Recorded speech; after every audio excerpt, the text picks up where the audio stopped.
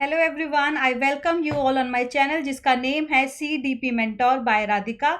तो I hope so सबने admit card download कर लिया होगा, मेरी प्रीवियस वीडियो देख ली होगी। अगर किसी को कोई भी डाउट है तो प्लीज़ एक बार फिर से वीडियो देख लेना। बाकी आज 15 से लेकर 13 तक मेरा सेशन कंटिन्यू रहेगा। हम टॉप 300 CDP के क्वेश्चंस डिस्कस करने वाले हैं, ठीक है। So without wasting any time हम अपना सेशन स्टार्ट करते हैं। तो आज के क्लास का क्वेश्चन नंबर 1 आपके सामने ये है। और हाँ, पहले ही बता दूं, अगर आपको इस क्लास में कोई भी डाउट हो, कोई भी क्वेश्चन पूछना हो तो प्लीज कमेंट बॉक्स में अपना क्वेश्चन, अपना डाउट आप छोड़ सकते हैं और मुझे सब कमेंट करके जरूर बताएंगे कि आज के क्लास में 20 क्वेश्चंस में से किसके कितने मार्क्स आए हैं, ठीक है। आप अपनी प्रिपरेशन को यहाँ पे इजीली ट्रैक कर सकते हो, ठीक है।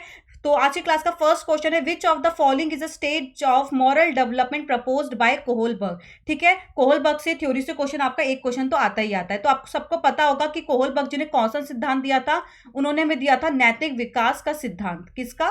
नैतिक विकास का सिद्धांत दिया था। तो उसके अकॉर्डिंग हमें आंसर करना है। तो ये बात हम सबको पता है। तो आंसर नंबर आपका 2 होगा, the social contract orientation. Kohlberg ji, अगर आपने थ्योरी अच्छे से पढ़ी है तो आप आंसर कर पाओगे। अगर आपने थ्योरी नहीं करी है कोहलबर्ग की, अगर आपको बहुत डाउट रहता है इस थ्योरी के अंदर, तो प्लीज मुझे कमेंट बॉक्स में जरूर टाइप करके बता देना, कमेंट छोड़ देना कि मैम हमें कोहलबर्ग की थ्योरी में डाउट है, तो प्लीज वाली थ्योरी करवा दीजिए विद MCQ। तो मैं जरूर करवा दूंगी, बट मेरे को कमेंट बॉक्स में जरूर छोड़ देना, ठीक है।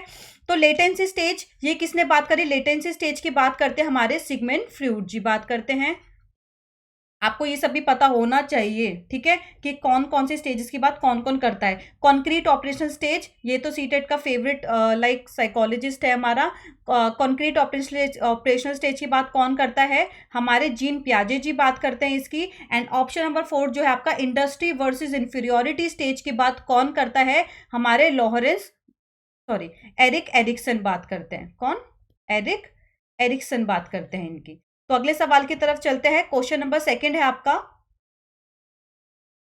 निम्नलिखित में से कौन सा प्रभावशाली समस्या समाधान रणनीति का एक उदाहरण है? आपको किसका एग्जांपल बताना है? जब आप इफेक्टिवली किसी समस्या का, यानी किसी प्रॉब्लम का आप सोल्यूशन निकालेंगे, ठीक है। सबसे पहला ऑप्शन पढ़ते हैं, not paying attention to evaluating the solution. जब आप किसी समस्या के समाधान का मूल्यांकन करते हैं तो आप उस पर बिल्कुल भी ध्यान नहीं देंगे। ऐसा हो सकता है जब भी आपको किसी प्रॉब्लम का आपको सोल्यूशन निकालना है इफेक्टिवली, तो ऑब्वियस सी बात है ना, आप उसके इवेल्युएशन पे, आप उसके मूल्यांकन पर ध्यान देंगे। तो ये ऑप्शन तो आपका बिल्कुल भी नहीं बनता, ठीक है। तो हम पहले ही इसको कट कर देंगे। सेकंड है आपका फंक्शनल फिक्सनेस। जो बच्चे मुझसे पहले से ही जुड़े हुए, उनको मैं पहले बता चुकी हूं कि फंक्शनल फिक्सनेस जो है आपका एक नेगेटिव वर्ड है, पॉजिटिव वर्ड नहीं है, ठीक है। ये आपके उसमें बाधा बनती है, कोई भी अगर आप प्रॉब्लम का सोल्यूशन निकाल रहे हो, ठीक है। फंक्शनल फिक्सनेस क्या है? एक बाधा बनती है जब आप कभी भी किसी समस्या का समाधान निकाल रहे होते हैं। तो उसमें क्या होता है कि आप एक ही जगह पे फिक्स रहते हैं, आपका मेंटल सेट बन जाता है, ठीक है। तो फंक्शनल फिक्सनेस क्या है? एक वस्तु के केवल परंपरागत कार्य पर ध्यान देना, यानी कि जो पहले से जो चीजें चलती हुई आ रही थी, आप सिर्फ उस पर ही ध्यान दे रहे, आपने कुछ नया कंस्ट्रक्ट करा ही नहीं है, ठीक है। थर्ड है response set, getting stuck on one way, यानी कि सिर्फ और सिर्फ आप एक ही चीज पे अटक गए, आपने कोई नई चीज नहीं कंस्ट्रक्ट करी है।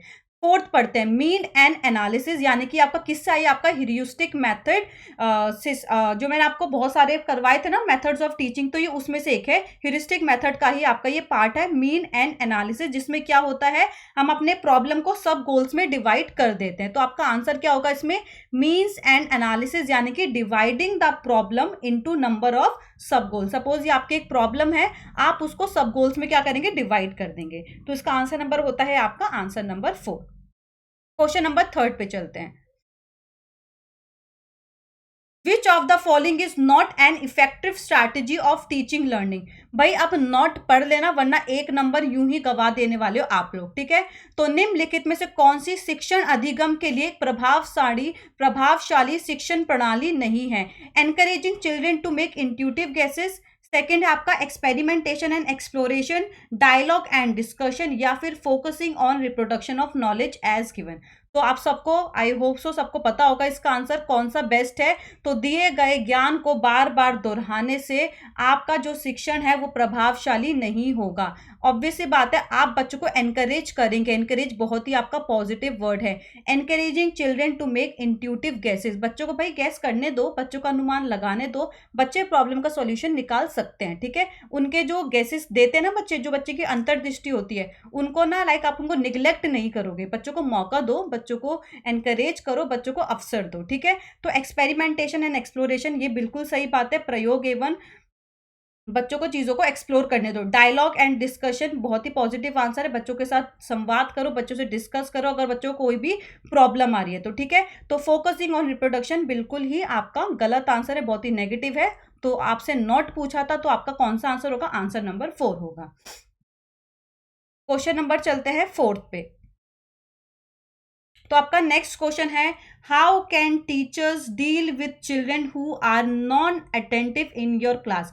भाई अगर आपको किसी भी क्वेश्चन में कभी कोई डाउट लगता है ना, तो एज अ टीचर ना अपने आप को, मतलब जो सीटेट वाले ने आपको क्वेश्चन दिया ना, खुद को आप उसकी जगह रख के देख लो कि अगर मैं टीचर होती तो मैं क्या करती वहां पे, ठीक है ना। बट पॉजिटिव वे में आंसर देना, as a teacher, as a facilitator, ठीक है। तो आप क्या करेंगे, उन बच्चों के साथ जो बच्चे आपके क्लास में क्या है, नॉन अटेंटिव है, जो बिल्कुल भी ध्यान नहीं देने वाले बच्चे हैं, ठीक है। तो आप उन बच्चों के साथ कैसे डील करोगे? Ask the children to go out of the class, क्या आप बच्चों को ये बोलेंगे चलो मेरी क्लास से बाहर जाओ अगर आपको ध्यान नहीं देना तो, ठीक है। सेकंड है, स्कोल्ड देम फ्रीक्वेंटली, नहीं भी आप बच्चों को बिल्कुल भी बार बार डांटेंगे नहीं, फटकारेंगे बिल्कुल भी नहीं, बैन है वो चीज। ना आप बच्चों को फिजिकली टॉर्चर करेंगे, ना आप बच्चों को मेंटली हैरेस करेंगे, ठीक है। थर्ड है, talk to them and find out reason for their disinterest, ये बात सही है। एक बार 4th ऑप्शन फिर भी हम पढ़ लेते हैं, give them a lot of worksheet, भाई ज्यादा से ज्यादा काम देने से कुछ नहीं होगा, आप बच्चों से बात करो, रीजन फाइंड आउट करने की कोशिश करो, क्यों आपको मेरी क्लास में इंटरेस्ट नहीं आ रहा है, क्या मेरा पढ़ाया हुआ आपको समझ नहीं आ रहा है, तो ये सारी चीजें बच्चे से डिस्कस करेंगे, ठीक है। तो आपको पॉजिटिव आंसर पे ही जाना है, क्योंकि यहाँ पे नॉट आपसे नहीं पूछा है। नेक्स्ट क्वेश्चन पे चलते हैं, बहुत ही बढ़िया क्वेश्चन है, संरचनावाद पे तो आता ही आता है क्वेश्चन हर साल, ठीक है। मैं आपकी इसके लिए अलग सेपरेट वीडियो बना दूंगी, और ये मैं आपको बार बार बताती हूँ कि ये जो हमारा नेशनल करिकुलम फ्रेमवर्क है 2005, वो किस पे बेस्ड है? कंस्ट्रक्टिविज्म पे बेस्ड है, संरचनावाद के ऊपर बेस्ड है। ये क्वेश्चन आपका आ चुका है, ठीक है। तो क्वेश्चन पे आते हैं, constructivist approach suggest that dash is crucial for constructing knowledge, ठीक है। तो जब हम अपने ज्ञान का निर्माण करते हैं तो हमें किस चीज की आवश्यकता होती है? Prior knowledge of the learner, यानी कि विद्यार्थी का पूर्व ज्ञान, कंडीशनिंग, पनिशमेंट, या फिर रोड मेमोराइजेशन। अगर आपने अच्छे से संरचनावाद पढ़ा है तो आप इसका आंसर एकदम मतलब चुटकियों में निकाल दोगे। तो मैंने आपको हमेशा बताया था, जब भी बच्चा अपने ज्ञान का निर्माण करता है तो उसके लिए कौन सी चीज मैटर करती है? बच्चे का पूर्व ज्ञान, ठीक है। बच्चे के पूर्व ज्ञान को और बच्चे का जो करंट नॉलेज को एक दूसरे से कनेक्ट कर दो, बच्चों की जो लर्निंग होगी बहुत ही ज्यादा प्रभावशाली होगी, इफेक्टिव होगी, ठीक है। और ये तीनों बातें, कंडीशनिंग, पनिशमेंट और रोड मेमोराइजेशन की बात कौन करते हैं? हमारे व्यवहारवादी बात करते हैं। और कंस्ट्रक्टिविस्ट जो हैं, जैसे कि हमारे जीन पियाजे जी हैं, हमारे वाइगोस्की जी हैं, वो दोनों ही क्या बोलते हैं? बच्चे अपने ज्ञान का निर्माण करेंगे, ठीक है। तो किस पे होगा आपका answer? Prior knowledge of the learner, यानी कि विद्यार्थी का पूर्व ज्ञान बहुत मैटर करता है वाइल कंस्ट्रक्टिंग द नॉलेज। चलते हैं नेक्स्ट क्वेश्चन पे। वैसे मैंने इस स्लाइड में सारी इंपॉर्टेंट पॉइंट जो है मैंने ऐड कर दिए हैं, बट लेकिन मैं आपको फिर भी एक बार हिंदी में बता देती हूँ, थोड़ा सा आपका रिवीजन हो जाएगा। कभी भी आपका कंस्ट्रक्टिविज्म का क्वेश्चन आएगा तो आप अटकोगे नहीं, ये मैं गारंटी देती हूँ, ठीक है। कंस्ट्रक्टिविज्म के अंदर यानी कि संरचनावाद के अंदर जो बच्चे होंगे, जब बच्चे नॉलेज को कंस्ट्रक्ट कर रहे होंगे तो बच्चे उसमें एक्टिवली पार्टिसिपेट करेंगे। एक्टिवली का मतलब क्या होता है? सक्रिय रूप से, ठीक है, पैसिवली नहीं, एक्टिवली बच्चे पार्टिसिपेट करेंगे। क्लासरूम का इन्वायरमेंट कैसा होगा? आपका डेमोक्रेटिक होगा। जो भी बच्चे एक्टिविटीज कर रहे हैं वो इंटरैक्टिव होगा। यहाँ पे एक अध्यापक का, यहाँ पे एक टीचर का रोल कैसा होगा? फैसिलिटेटर का होगा, सुविधादाता का होगा, सुविधाजनक का होगा, ठीक है। टीचर क्या है? बच्चों को गाइड करेगी, बच्चों को हेल्प करेगी। और इसमें क्या है? बच्चों के लिए प्रीवियस नॉलेज बहुत ज्यादा इंपॉर्टेंट है, मैंने यहाँ पे ऐड करा हुआ है। प्रायर नॉलेज यानी कि बच्चे का पूर्व ज्ञान बहुत मैटर करता है जब भी बच्चा अपनी नॉलेज को कंस्ट्रक्ट कर रहा था। और इसमें एक चीज और इंपॉर्टेंट है, जब भी आप कंस्ट्रक्टिविज्म के अंदर कोई भी नॉलेज को कंस्ट्रक्ट कर रहे हो, उसका कोई ना कोई अर्थ होना चाहिए, यानी कि मीनिंग मेकिंग होना चाहिए। ये नहीं कि बच्चे ने कुछ भी नॉलेज कंस्ट्रक्ट कर दी, उसका कोई भी मतलब नहीं निकल रहा है, ठीक है, तो अगले सवाल पे चलते हैं। बहुत ही अच्छा क्वेश्चन जिसमें बहुत सारे बच्चे कंफ्यूज रहते हैं। Noor forgot to bring her tiffin to school and asked Tanya to share her tiffin saying you should share your tiffin with me today because I shared my tiffin with you yesterday. ठीक है, किसके संदर्भ में आपको answer देना है? हमारे Kohlberg जी के संदर्भ में आपको आंसर देना है। उन्होंने क्या बोला था कि कल मैंने कोहलबर्ग नहीं, हम अकॉर्डिंग टू क्वेश्चन चलते हैं। क्वेश्चन में क्या था कि कल मैंने आपके साथ अपना टिफिन शेयर किया था, तो आज आप मेरे साथ करो। तो अकॉर्डिंग टू कोहलबर्ग ये कौन सी स्टेज है आपकी?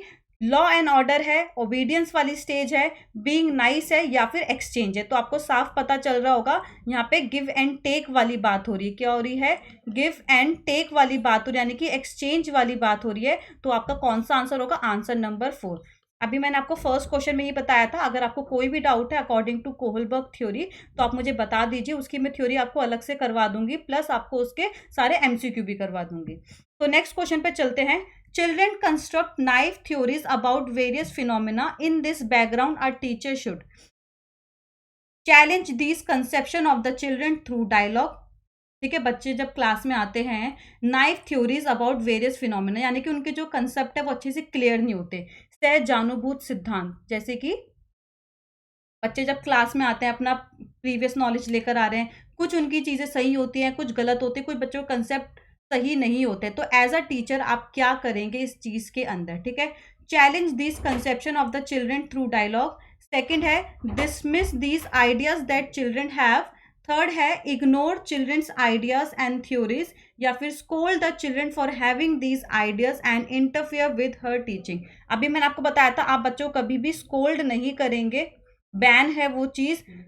जो बच्चे अपनी क्लास में अपनी प्रायर नॉलेज लेकर आ रहे हैं, अपने पर्सनल एक्सपीरियंसेस लेकर आए हैं, आप उनको इग्नोर नहीं करेंगे, उनके आइडियाज को आप डिसमिस भी नहीं करेंगे। आप उनके कंसेप्शन को, यानी कि संवाद के द्वारा बच्चों की इन अवधारणा को आप चुनौती देंगे, उनको एनकरेज करो, उनको अवसर दो। ठीक है, अभी हमने इससे रिलेटेड एक क्वेश्चन और करा था।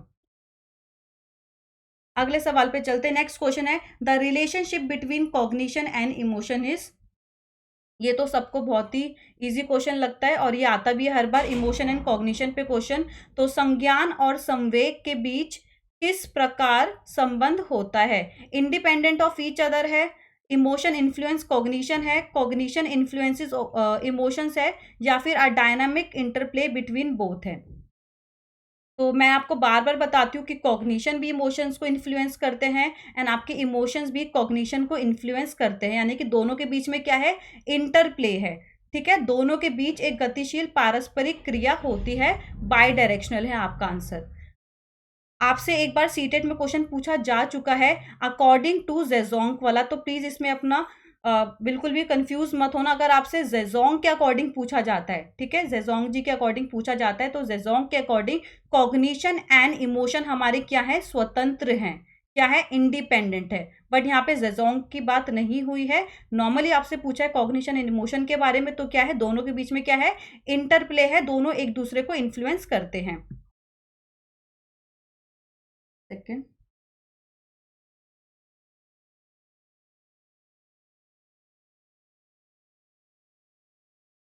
तो नेक्स्ट क्वेश्चन पे चलते हैं। Which of the following factors effect learning?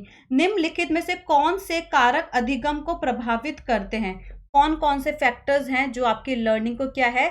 प्रभावित करेंगे, इफेक्ट करेंगे। सबसे पहली बात है इंटरेस्ट ऑफ द स्टूडेंट, विद्यार्थी की अभिरुचि बिल्कुल इफेक्ट करेगी बच्चे की लर्निंग में। Emotional health of the student, ये भी बिल्कुल मैटर करती है। पता चल रहा है कि बच्चे की तबीयत ठीक नहीं है, या फिर बच्चा इमोशनली भी बच्चा ठीक नहीं है, उसका मूड बहुत ज़्यादा ऑफ है, तो उसका पढ़ाई की तरफ ध्यान बिल्कुल भी नहीं जाएगा, कि फैमिली में कुछ इश्यू हो गए।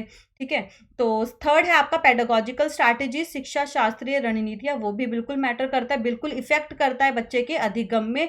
एंड फोर्थ है social and cultural context of the student, यानी कि विद्यार्थी का सामाजिक और सांस्कृतिक संदर्भ भी बिल्कुल प्रभाव करता है बच्चे के अधिगम में। ये बात तो हमारे कौन करते हैं? सोशल कंस्ट्रक्टिविस्ट कौन है? हमारे लेवाइगोत्स्की जी बात करते हैं। तो ये चारों ही चीजें हमारे अधिगम में प्रभाव डालेगी। तो इसका आंसर कौन सा होगा? आपका आंसर नंबर 4, यानी कि ऑप्शन 1, 2, 3 एंड 4 सारे। नेक्स्ट क्वेश्चन पे चलते हैं। Dash are an important aspect of the process of meaningful construction of knowledge. अभी आपने देखा होगा कंस्ट्रक्शन का एक क्वेश्चन आया था, दोबारा से कंस्ट्रक्शन का क्वेश्चन आपका आगे, इसलिए मैंने आपको लास्ट टू लास्ट वीडियो में बताया था कि कंस्ट्रक्टिविज्म बहुत इंपॉर्टेंट चैप्टर है। वहीं से ही, अगर आपने अभी तक स्टार्ट नहीं करा है तो वहीं से ही आपको सब कुछ पढ़ना स्टार्ट करना है, ठीक है। तो निम्नलिखित में से क्या ज्ञान के सार्थक संरचना की प्रक्रिया का एक महत्वपूर्ण पहलू है? Social interaction, drill and repetitive recall, rewards and punishment, या फिर स्टिमुलस रिस्पॉन्स एसोसिएशन। बच्चे अपने ज्ञान का निर्माण करेंगे, कैसे करेंगे? सोशल इंटरैक्शन के थ्रू। जैसे मैंने अभी आपको बताया था ना, बच्चे क्या करेंगे कंस्ट्रक्टिविज्म के अंदर? बच्चे एक्टिविटीज करेंगे, बच्चे ग्रुप में काम करते हैं। और ये बात कौन कहता है? हमारे प्याजे जी भी बोलते हैं और हमारे वाइगोत्स्की जी भी बोलते हैं। दोनों ही कौन है? हमारे कंस्ट्रक्टिविस्ट है। बल्कि drill, repetitive recall, rewards and punishment की बात हमारे व्यवहारवादी बात करते हैं, ठीक है। तो आपका इसका आंसर क्या होगा? सोशल इंटरैक्शन होगा। नेक्स्ट क्वेश्चन पे चलते हैं। When students repeatedly engage in an activity, ठीक है, बच्चे बार बार एक एक्टिविटी में इंक्लूड हो रहे हैं, रिपीटेडली एंगेज हो रहे हैं, बट किस लिए हो रहे हैं? आपको ध्यान से क्वेश्चन पढ़ना है। Such as design and conduct an experiment to earn a reward. यानी कि बच्चे बार बार क्यों एक्टिविटी में एंगेज हो रहे हैं? क्योंकि उनको पता है कि उन्हें कोई ना कोई रिवॉर्ड मिलेगा, ठीक है। That is not directly related to that activity, but वो जो रिवॉर्ड है वो डायरेक्टली एक्टिविटी से रिलेटेड नहीं है। बच्चों को बस ये है कि हम चलो एक्टिविटी में इंक्लूड हो जाते हैं, हमें तो टीचर क्या है, स्टार देगी या बैच लेगी, इसलिए हम एक्टिविटी कर रहे हैं, वरना हमारा कोई इंटरेस्ट नहीं है। तो यहाँ पे बच्चे का नेचर कैसा है, ठीक है, बच्चे क्या चीज़ डेवलप करेंगे? अगर बच्चे में ये बच्चे में नेचर आ चुका है कि ठीक है, हम तो एक्टिविटी में इसलिए ही इंक्लूड होंगे या इसलिए एंगेज होंगे क्योंकि टीचर हमें क्या देगी, स्टार देगी या फिर बैच देगी। तो पहला ऑप्शन पढ़ते हैं, develop materialistic attitude towards learner. दूसरा है enjoy learning for the sake of understanding. क्या यहाँ पे बच्चे लर्निंग को एंजॉय कर रहे हैं for the sake of understanding? बिल्कुल भी नहीं। बच्चे यहाँ पे लर्निंग को क्यों एंजॉय कर रहे हैं? क्योंकि उन्हें पता है कि हमें या तो स्टार मिलेगा, हमें या फिर बैच मिलेगा। ये आपका क्वेश्चन आपका मोटिवेशन से ही है, यानी कि बच्चे क्या यहाँ पे इंट्रिंसिकली मोटिवेटेड है या फिर यहाँ बच्चे एक्सटर्नली मोटिवेटेड है, ठीक है। Persist in doing the activity even without the reward. क्या ऐसा हो रहा है कि बच्चे बिना रिवॉर्ड के लिए एक्टिविटी करने के लिए तैयार है? बिल्कुल भी नहीं। यहाँ तो साफ मेंशन है क्वेश्चन में, बच्चे तो इसलिए एंगेज हो रहे हैं क्योंकि उन्हें पता है उन्हें कोई ना कोई रिवॉर्ड मिलेगा। तो आपका ऑप्शन नंबर 3 भी यहीं पे कट हो जाता है। ऑप्शन नंबर 4 पे आते हैं, set mastery goals for themselves rather than work to please other. बिल्कुल भी नहीं। वो बच्चे निपुणता के लिए काम नहीं कर रहे, वो किस लिए कर रहे हैं? तो कि मतलब उन्हें कोई ना कोई रिवॉर्ड मिलेगा। तो यहाँ पे क्या है, बच्चे का एटीट्यूड कैसा होगा? मेटेरियलिस्टिक हो जाएगा हर चीज के लिए टुवर्ड्स लर्निंग। क्यों? क्योंकि हमें पता है कि टीचर तो हमें बैच देने वाली है, हमें तो टीचर स्टार देने वाली है। तो अब चलते हैं नेक्स्ट क्वेश्चन पे। फैमिली एंड नेबरहुड आर, ये तो सोशलाइजेशन से आपका क्वेश्चन है, बहुत ही इजी क्वेश्चन है और यह हर साल आपका आता है, ठीक है। तो परिवार एवं पास पड़ोस जो है सामाजिकरण में किस में आते हैं? क्या ये आपका साइकोलॉजिकल एजेंसीज ऑफ चिल्ड्रन है, प्राइमरी सोशलाइजेशन एजेंसीज है, मिडल है या फिर सेकेंडरी है, ठीक है। तो जहां फैमिली की बात आ जाती है, आप सबको पता है फैमिली कौन है? हमारे प्राथमिक एजेंसी है किसकी? सामाजिकरण की। एक बार पढ़ लेते हैं फिर से। प्राइमरी कौन है? हमारी फैमिली आती है। इसमें बहुत सारे कंफ्यूजन वाले क्वेश्चंस भी हैं, वो हम डिस्कस कर लेंगे, ठीक है। सीटेट वाले नेबरहुड को भी इसमें ही इंक्लूड कर देते हैं, किसमें? प्राइमरी के अंदर, ठीक है। तो सेकेंडरी में वैसे कौन कौन आएगा? हमारा स्कूल आएगा, हमारा मीडिया आता है, हमारा पीयर ग्रुप आता है। नेक्स्ट क्वेश्चन पे चलते हैं। During classroom discussion a teacher often pays more attention to boys than girls. साफ मेंशन है। अब इसमें ना बिल्कुल भी गलत मत होना कि अगर यहाँ पे स्टीरियोटाइपिंग भी डाल दी थी ना मैं, अगर मैं यहाँ पे स्टीरियोटाइपिंग भी डाल देती तो भी आप मुझे कमेंट करके बताना कि आपका आंसर क्या होता है यहाँ पे। प्लीज इसमें कंफ्यूज मत होना। बायसनेस का मतलब अलग होता है एंड स्टीरियोटाइप का मतलब अलग होता है, ठीक है। जो समाज ने हमारे लिए अवधारणाएं बना रखी है ना कि लड़के ये करेंगे, लड़कियां ये सारी चीजें करेंगी, वो सारी चीजें हमारी स्टीरियोटाइप के अंदर आएंगी, ठीक है। बट यहाँ पे क्या लिखा है? एक टीचर जो है वो ज्यादातर अटेंशन किसे दे रहा है? बॉयज को अटेंशन दे रहा है, वो गर्ल्स को अटेंशन नहीं दे रहा है। तो यहाँ पे टीचर क्या है? पक्षपात है। यहाँ पे टीचर जेंडर बायसनेस है। और बाकी जेंडर आइडेंटिटी नहीं है, जेंडर रेलिवेंस नहीं है, जेंडर कॉन्स्टेंसी नहीं है। बाकी जेंडर कॉन्स्टेंसी थ्योरी मैं आपको पढ़ा चुकी हूँ, ठीक है। और ये किसने दी वाली थ्योरी? हमारे कोहलबर्ग जी ने दी है। कौन सी थ्योरी? Gender constancy theory. अगले सवाल पे चलते हैं। While working on a jigsaw puzzle 5-year-old Najma says to herself where is the blue piece. ये क्वेश्चंस तो बहुत ही इजी है, आप सबको पता होगा इसका आंसर क्या होगा, कि एक बच्ची है वो खुद से ही बातें कर रही है वाइल प्लेइंग पजल, जो भी वो क्विज कर रही है, जिगजॉ पजल कर रही है, वो खुद से ही बातें कर रही है। बट आपको इस चीज में ध्यान से आंसर देना, दिस काइंड ऑफ टॉक, जो बच्ची खुद से बात कर रही है, अकॉर्डिंग टू वाइगॉट्स्की इसका आंसर क्या होगा? प्राइवेट स्पीच होगा, टॉक अलाउड होगा, स्कैफोल्डिंग होगा, या फिर ईगो सेंट्रिक होगा?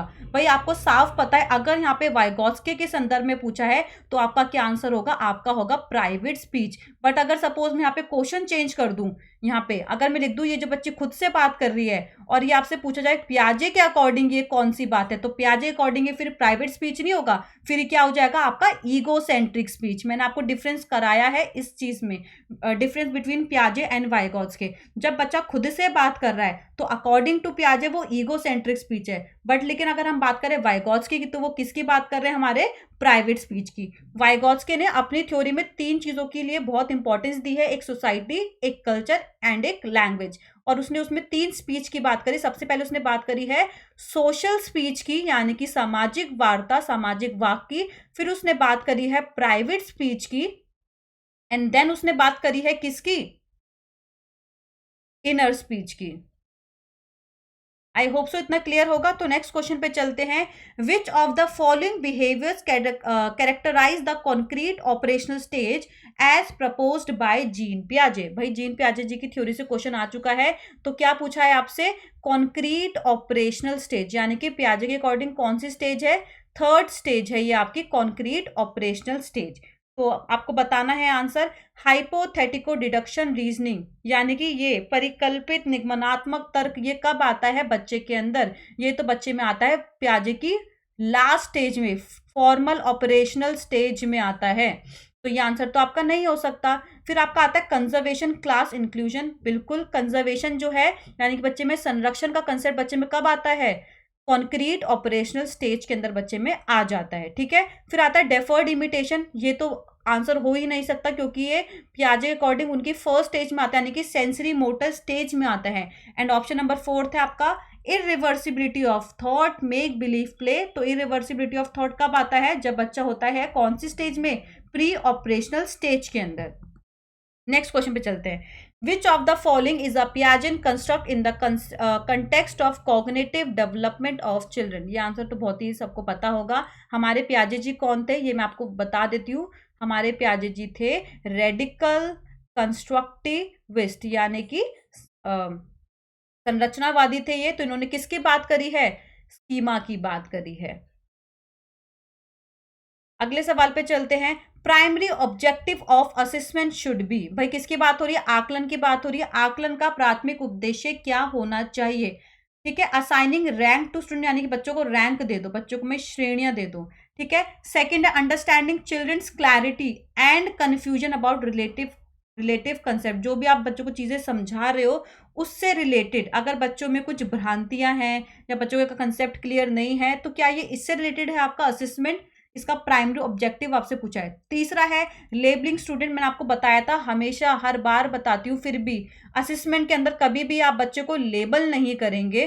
ठीक है, आप बच्चों को लेबल नहीं करेंगे, आप बच्चे को कैटेगराइज भी कभी नहीं करेंगे कि तू पास है कि बेटा तू फेल हो गया। ये सारे पास एंड फेल वाली चीजें बच्चों को कैटेगराइज नहीं करेंगे, ना बच्चों को रैंक देंगे। तो आपका कौन सा बचा? ऑप्शन नंबर 2, यानी कि तो आपका प्राइमरी ऑब्जेक्टिव क्या होना चाहिए असेसमेंट का? संबंधित अवधारणाएं के बारे में बच्चों की स्पष्टता तथा भ्रांतियों को समझना, कि क्या मेरे बच्चों को जो मैंने पढ़ाया है वो समझ आया भी है या नहीं समझ आया है। नेक्स्ट क्वेश्चन पे चलते हैं। निम्नलिखित कथनों में से कौन सा बुद्धि के बारे में सही है? इंटेलिजेंस के बारे में कौन सी एक स्टेटमेंट बिल्कुल सही है? क्या इंटेलिजेंस एक फिक्स एबिलिटी है? बर्थ के टाइम पे आप बता दो कि ये बच्चा इतना इंटेलिजेंट होने वाला है। ठीक है, intelligence can be accurately measured. क्या हम बुद्धि को एक्यूरेटली मेजर कर सकते हैं? नहीं कर सकते। थर्ड है intelligence is a unitary factor and a single trait. या फोर्थ है intelligence is a multi dimensional and a set of complex abilities. तो ठीक है, ये बात आई होप सो सबको ये आंसर तो आता ही होगा, बहुत ही इजी क्वेश्चन है। तो हमारा जो इंटेलिजेंस है ये क्या है? मल्टी डायमेंशनल है। और कौन कहता है ये वाली बात? हमारे हार्वर्ड गार्डनर जी कहते हैं। जिन्होंने 8 टाइप्स ऑफ इंटेलिजेंस दी हमारी एनसीईआरटी के अकॉर्डिंग, वैसे उसने 9 वाली भी प्रपोज कर दी है।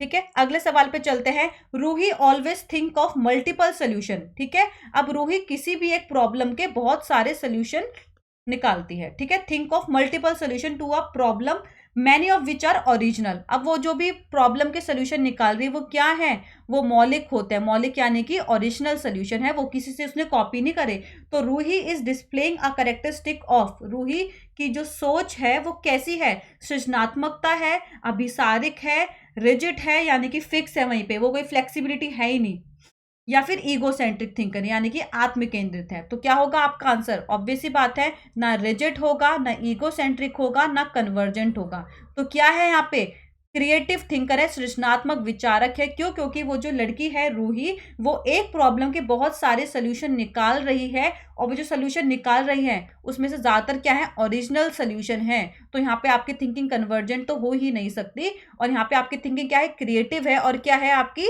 डाइवर्जेंट थिंकिंग है यहाँ पर आपकी। ठीक है, क्रिएटिव बच्चे की थिंकिंग कैसी होती है, कन्वर्जेंट नहीं डाइवर्जेंट होती है।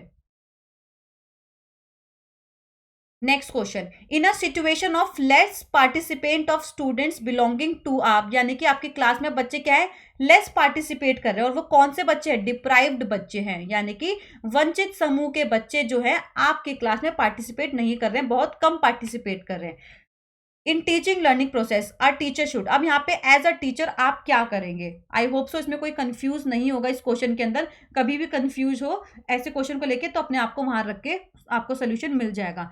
क्या आप बच्चों से पूछेंगे कि स्कूल से आप अपना विड्रॉ कर लो, निकल जाओ स्कूल से, अगर आपको पार्टिसिपेट नहीं कर पा रहे हो, अगर आपको चीजें समझ नहीं आ रही है तो। ठीक है, ठीक है, छोड़ दो विद्यालय। सेकंड है accept this situation as it is, चलो ठीक है भाई, जो है जैसा है चल ले दो, डजेंट मैटर, टीचर को कोई फर्क ही नहीं पड़ रहा अगर उसकी क्लास में बच्चे पार्टिसिपेट कर ही नहीं रहे तो। ठीक है, तो यानी कि यहाँ पे बच्चा कुछ सीख ही नहीं रहा है, वो बच्चा यहाँ पैसिव रहे। फिर lower her expectation from such student, यानी कि उन बच्चों से अपनी अपेक्षाएं कम कर दी टीचर ने, ऐसा भी नहीं होना चाहिए। ऑप्शन नंबर 4 पढ़ते हैं, reflect on her own teaching and find ways to improve students involvement, बिल्कुल सही बात है। यहाँ पे क्या है, अगर आपकी क्लास में बच्चे पार्टिसिपेट नहीं कर रहे, सबसे पहली बात तो यह कि आप रीजन फाइंड आउट करेंगे। ठीक है, आप अपनी खुद की टीचिंग पे रिफ्लेक्शन डालें, अपनी शिक्षण पद्धति पर विचार करना चाहिए, तथा बच्चों की सहभागिता में सुधार करने के लिए नए तरीके ढूंढने चाहिए कि मेरी क्लास के बच्चे जो लेस पार्टिसिपेट कर रहे हैं क्यों नहीं पार्टिसिपेट कर रहे हैं, क्या उनको मेरा पढ़ाया हुआ समझ नहीं आ रहा, क्या उनको मेरी भाषा समझ नहीं आ रही। ठीक है, ये सारे प्रॉब्लम के पहले सोल्यूशन ढूंढो, बच्चों से बात करो, ये सारी चीजें अपनी खुद की टीचिंग पे रिफ्लेक्शन डालो, फिर क्या करो, अपने टीचिंग और मेथड को थोड़ा सा चेंज करो ताकि उसमें हर कोई एक बच्चा पार्टिसिपेट करे। क्यों, क्योंकि इंक्लूसिव एजुकेशन, आपको हर एक बच्चे को इंक्लूड करके चलना है। आप सिर्फ और सिर्फ इंटेलिजेंट बच्चों के अकॉर्डिंग नहीं चलोगे कि आप पढ़ाते जा रहे हो बस उनके अकॉर्डिंग कि उनको समझ आ रहा है ना बस ठीक है, बाकी बच्चों को आपने पीछे छोड़ दिया, ऐसा बिल्कुल भी नहीं करना है। ठीक है, आपको सबको साथ लेके चलना है।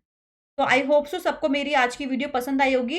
20 क्वेश्चंस मैंने करवाए हैं, 20 में से आपके कितने मार्क्स आए प्लीज मुझे कमेंट बॉक्स में जरूर आपको बताना है। बाकी अगर आपको इसकी पीडीएफ चाहिए तो मैं इसकी पीडीएफ आपको अपने टेलीग्राम चैनल पे डाल दूंगी, जिसका नेम है CDP/पैडा मेंटोर, ये सारा कैपिटल में है।